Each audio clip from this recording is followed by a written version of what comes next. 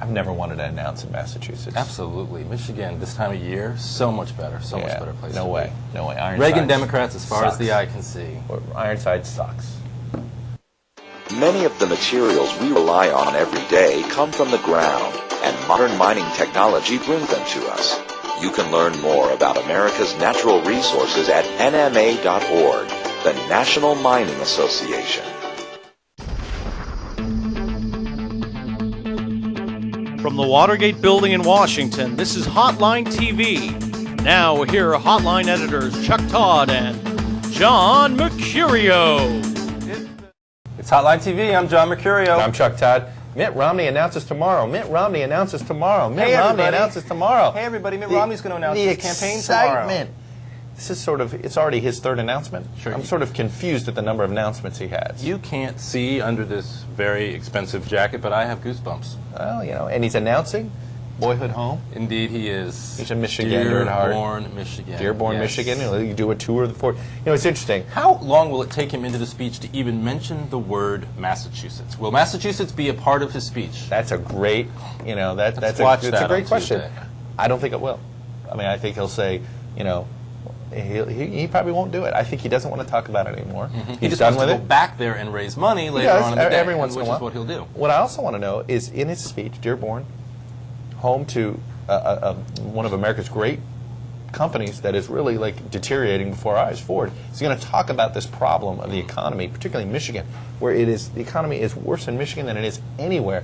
Is Romney going to touch on that? I mean, Dearborn, or does he just want to just talk to Reagan Democrats and talk about tax cuts and stuff like that? Well, is he he going to did. touch it? He did already last week with his at the Detroit Economic Club, but he's in Dearborn. Dearborn is known as Ford country. Well, Dearborn is known as Ford country. It's also a huge union town, which is not something that Romney really wants. No. You know, when he talked to the Detroit Economic Club, he was giving a very conservative speech, very pro-tax cuts, embracing Literally, Bush tax he cuts could have given that the 2 Bush- years ago he opposed. He could have given the Bush speech that Bush gave back in '99 when he did his first economic. It was like it's the same sort of, literally, Grover Norquist. What do you want me to read? Right. You know, it almost came, which is what he had to do. Yeah, I mean, look, the problem with Romney that I am starting to really grab a hold of, I think, is that, I mean, he's giving his speech in Michigan. He's not going to be at home where he has spent the past 4 years governing. But he did do a in pre-announcement there, so let's give him in that. Massachusetts. But what he's doing is Headquarters he's still in Boston. solidifying, right? But he's solidifying this caricature of him as somebody who's What, either once here? repackaging, recalibrating, trying to do this whole image makeover. Was one thing, is now the other, and it's starting to sort of feed into a larger storyline that you see the media picking up on. His local press, the Boston Herald, a pretty friendly newspaper to him, went to Detroit to cover that speech at the Economic Club last week, and all they came out with was a story about his flip-flopping. Mitt flip-flops is becoming a big problem. I know that, once again, John Weaver scripts you He all sure the time. does. And then John McCain. And he pays John for my Weaver, clothes. He's done He a pays for my great wardrobe. job and all this stuff. Look, he has to get through this if he was ever going to get the nominee. He had to go through his flip-flopping moment. It is what it is. But if he gets through it over the next 6 months, it's not going to be an issue 6 months. How are your knees? How are your What's knees? that? How are your knees? No, my knees are not fine.